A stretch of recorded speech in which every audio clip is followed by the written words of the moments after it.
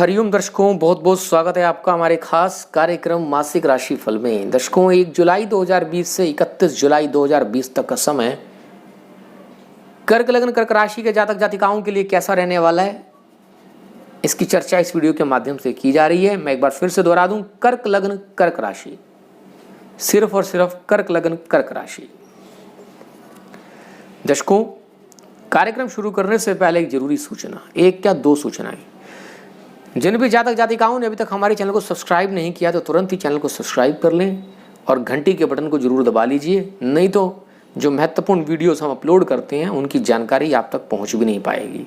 फिर आपके कमेंट्स आते हैं कि हमें आपके वीडियोस नहीं मिल रहे हैं, तो नोटिफिकेशन बेल को चेक कर लें आपने दबाया हुआ है या नहीं। चलिए बात करते हैं यहाँ पर दूसरी सावधान विशेष सूचना की। तो यहाँ जो कुछ भी आपको बताया जा रहा है मात्र ग्रहों की गोचर गणना के अनुसार बताया जा रहा है। सटीक भविष्यवाणी के लिए आपको अपनी जन्म कुंडली का ज्ञान होना, आपकी कुंडली में चल रही दशाओं अंतरदशाओं का और वार्षिक कुंडली के अंदर बन रहे योगों का, इस समय जो प्रभावी योग है उसका ज्ञान होना परम आवश्यक है। इसलिए इसे अंतिम सत्य के रूप में लेना आपकी अपनी सूझबूझ और अपने विवेक पर निर्भर करता है। चलिए शुरुआत करते हैं। सबसे पहले बात करते हैं सूर्यदेव की।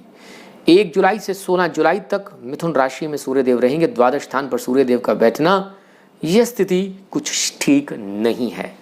आंखों से संबंधित कोई दोष हो सकता है, इस बात का ध्यान रखना। आपकी जनरल स्वास्थ्य, आपकी वाइटैलिटी थोड़ी डिस्टर्ब होने का योग बनता है, लापरवाही बिल्कुल भी ना करिएगा। सरकार के माध्यम से खर्च होने का योग दिखाई दे रहा। कोई टैक्स वैक्स समय पर भरना है तो भर दीजिए, कोई चालान कट सकता है, यानी कि सरकार की बनाए हुए रूल्स का अगर आप पालन नहीं करते हैं तो कुछ हर्जाना, कुछ जुर्माना देने का योग यहाँ पर दिखाई दे रहा है। इस समय में अपने आप को संभालना होगा। बॉस के साथ, पिता के साथ और सीनियर्स लोगों के साथ आपके संबंध अच्छे रखने का प्रयास करना है। आपकी आत्मबल में कमजोरी हो सकती है। रिलेशनशिप जो आपकी कुटुंबियों के साथ है वह थोड़ी डिस्टर्ब भी हो सकती है। सचेत रहना इस समय में। आगे बढ़ते हैं। 16 जुलाई से 31 जुलाई तक लग्न में सूर्यदेव आ जाएंगे, जिसके चलते जो खर्च के योग बन गए थे, जिसके चलते जो डिस्टर्बेंस आंखों से संबंधित और जो भी मैंने यहाँ पर थोड़ी देर पहले प्रतिकूल चीजें बताई सूर्यदेव के कारण बनने से, वह सब चीजों से मुक्ति मिलेगी। बस थोड़ी सी जो वाइटैलिटी है, जो आपकी इम्यूनिटी सिस्टम है, ये कमजोर रहेगा। ऊपर से आप स्ट्रांग दिखना शुरू हो जाएंगे। मंगलदेव मीन राशि में रहने वाले हैं। पूरा का पूरा मास भाग्य स्थान पर बैठेंगे। योग कारक प्लैनेट हैं आपकी कुंडली के अंदर मंगलदेव।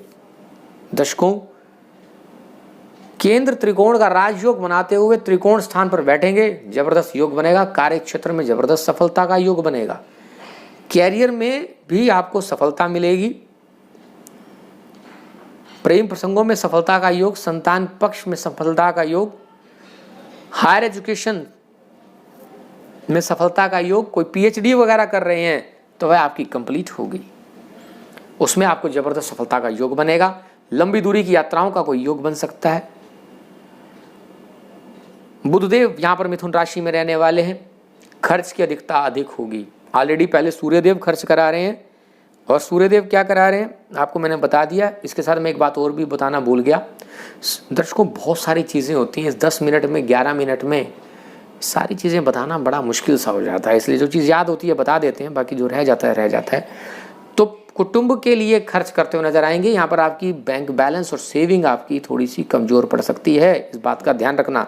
हालांकि रेगुलर इनकम ऑफ फ्लो आपका बना रहेगा,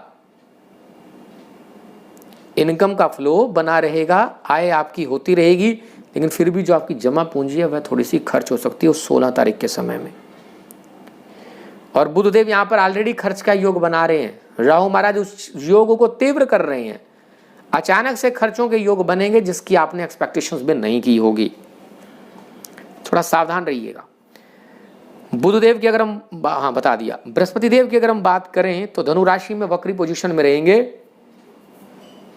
रोग, ऋण, शत्रु, कंपटीशन,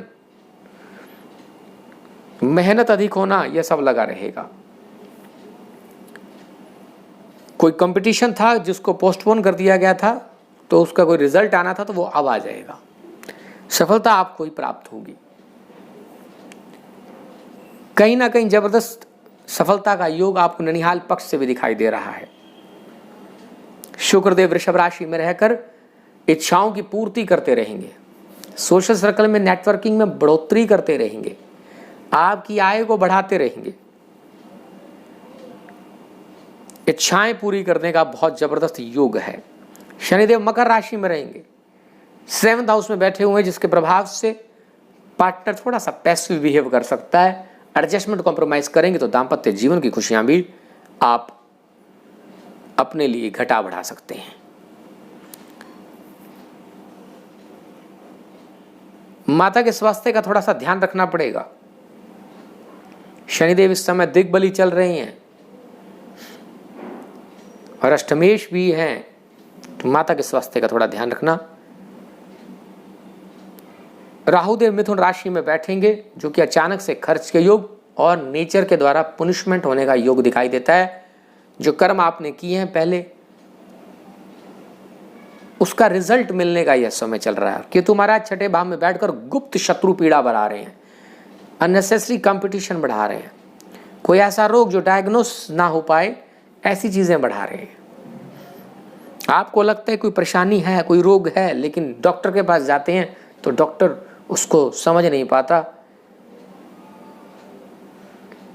ना फिर कोई मतलब उनकी रिपोर्ट्स में कुछ आता है। तो ये केतु महाराज का काम होता है, बताएंगे ही नहीं, पता ही नहीं चलने देते। ऋण आपका थोड़ा थोड़ा खर्च बढ़ता रहेगा, आपको पता ही नहीं चलेगा, तो थोड़ा ध्यान रखिए अपना। अब बताते हैं तिथियों के हिसाब से क्या गोचर की पोजीशन रहेगी। 1, 27 और 28 तारीख आपको थोड़ा सावधान रहना है। चंद्रबल कमजोर रहेगा, जिसके चलते कोई शुभ मुहूर्त नहीं बनेगा इन तिथियों पर। भूमि प्रॉपर्टी, मकान, वाहन, जमीन जायदाद, सुख सुविधाओं की तरफ ध्यान लगेगा। पारिवारिक सुख शांति की तरफ इन तिथियों पर ध्यान लगेगा। 2, 3, 29 और 30 तारीख संतान पक्ष से शुभ समाचार मिलेंगे। संतान पक्ष मजबूत होगा, विद्यार्थियों की विद्या और बुद्धि बढ़ेगी, लव रोमांस में वृद्धि बनेगी। 4, 5 और 31 रोग शत्रुओं को लेकर थोड़ा सा चिंता भय का माहौल।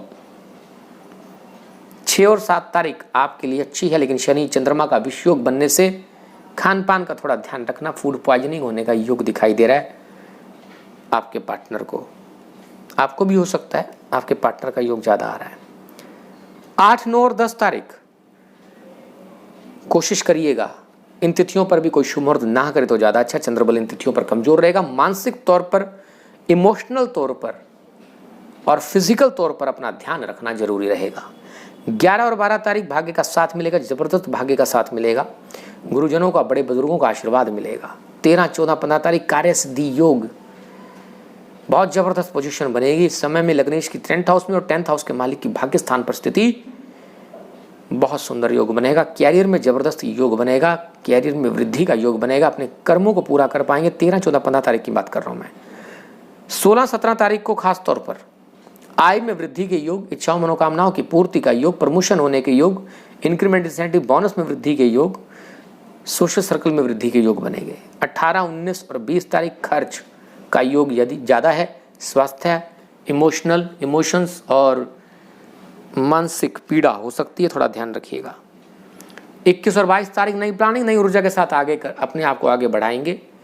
23 और 24 तारीख को धन में वृद्धि होने का योग, रिलेशनशिप में सुधार होने का योग, कुछ सीखने का योग, वाणी उत्तम होने का योग बनेगा।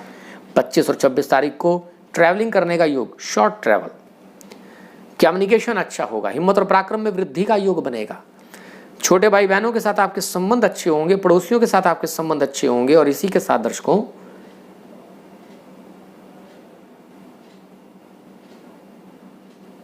आप मेहनत अधिक करेंगे इन तिथियों पर। दर्शकों, बात करते हैं शुभ तारीखों के बारे में। इस मास की शुभ तारीखें, लकी डेट्स हैं 6, 7, 13, 14 और 15। ठीक। और अब कुछ सावधान तिथियां जहां चंद्रबल कमजोर रहेगा, आपको सावधान रहना है। 1, 8, 9, 10, 18, 19 और 20 जुलाई आपको ध्यान रखना है। सारी तिथियां जुलाई की हैं। इस मास का मूल मंत्र है, श्रावण मास चल रहा है, भोलेनाथ की कृपा प्राप्त करें, ओम नमः शिवाय इस मंत्र का जाप करें, क्योंकि इस मास में काल सर्प योग बना हुआ है और जो कि 6 और 12वें भाव से संबंधित है। कहीं ना कहीं कुछ अचानक से घटनाएं घटित होने का योग बनेगा। अप्रत्याशित अवांछित घटनाओं को अपने से दूर रखने के लिए भोलेनाथ की कृपा प्राप्त करें। शिवलिंग पर रोजाना जल चढ़ाएंगे तो ज़्यादा अच्छा रहेगा, नहीं तो मंत्र जाप जरूर करें। माता पिता की सेवा करें, गुरुजनों का आशीर्वाद लें, इष्ट साधना करते रहें। फिर मिलेंगे किसी नए टॉपिक के साथ, तब तक बने रहें हमारे चैनल के साथ। हरिओम हरिओम हरिओम।